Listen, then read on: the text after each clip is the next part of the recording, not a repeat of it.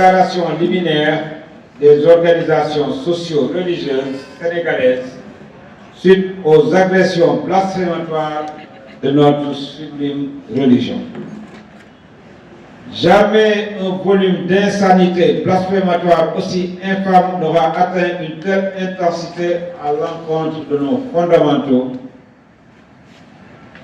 de la sublime religion et à l'égard de l'éminent messager d'Allah, Sayyidina Muhammad sallallahu alayhi wa sallam, son auguste famille et ses honorables compagnons. Les versets sataniques de l'écrivain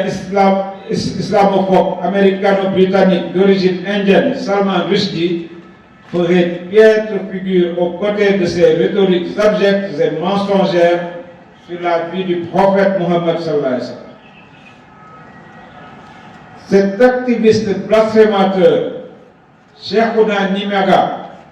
alias Général Chico, aura résolument franchi le Rubicon.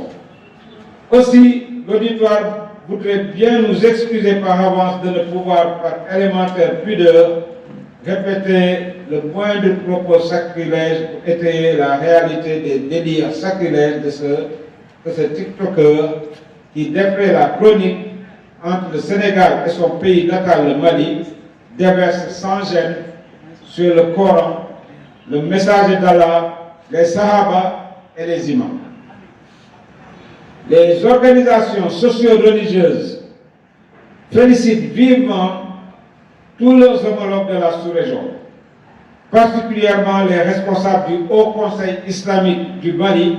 Sisa Amdallah, d'avoir résolument pris le taureau par les cornes en se constituant d'emblée partie civile. L'activiste instructeur ayant fui le territoire du Mali pour venir se réfugier chez nous, au Sénégal, n'a pas empêché nos homologues maliens, après avoir requis le constat du huissier de justice,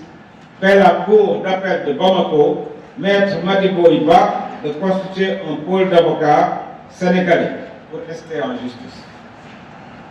Les organisations socio-religieuses félicitent le procureur de la République du Sénégal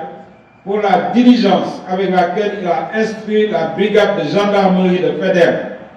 qui n'aura pas tardé à interpeller le TikToker insulteur, dont les sermons incendiaires, au-delà d'être constitutifs de risques évidents de troubles à l'ordre public, pourraient être de nature à mettre en péril la bonne qualité des relations multiséculaires qui ont toujours prévalu entre le Sénégal et le pays frère du Mali. Qu'Allah gratifie de ses meilleures bénédictions tous les croyants qui avaient bien voulu se rendre à l'audience du mardi 16 décembre 2025 au tribunal des flagrants délits de Dakar pour exiger à travers une présence pacifique et silencieuse et leur prière de respect de cette référence de 1,8 milliard de musulmans, des Sayyidina Muhammad sallallahu alayhi wa sallam, dont certains activistes africains complexés se plaisent à encourager l'outrage de sa divine mission et le sacrilège de son œuvre universelle. C'est à cette même posture de paix et de discipline que le collectif des associations islamiques de la société civile exhorte nos frères et sœurs en islam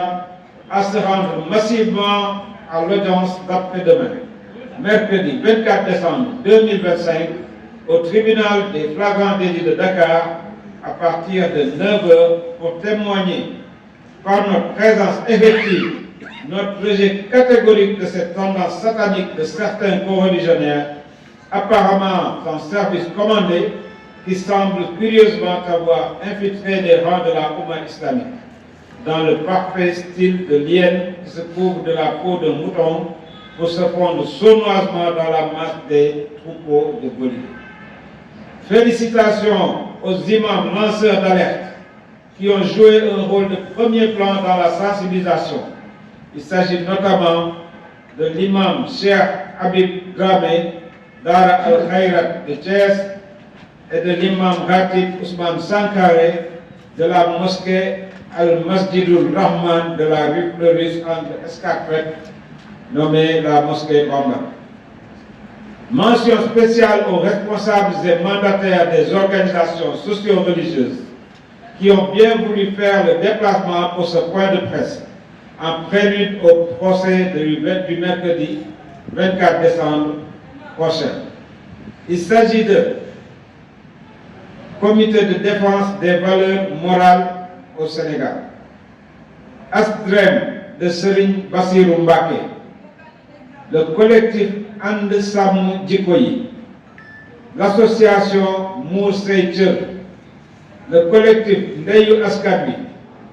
association Darul Istikhama, les représentants des khalifes généraux, Mourid Action Mourid Dieuf, le Rassemblement islamique du Sénégal, le Rassemblement pour la vérité RV et l'ONG islamique humanitaire Jamra. Respectueux de l'état de droit, nous restons néanmoins très attachés à ce credo sacré de la démocratie, à savoir que nul n'a le droit, sous le prétexte d'exercer une liberté d'expression, d'insulter la foi des autres. Merci de votre aimable attention.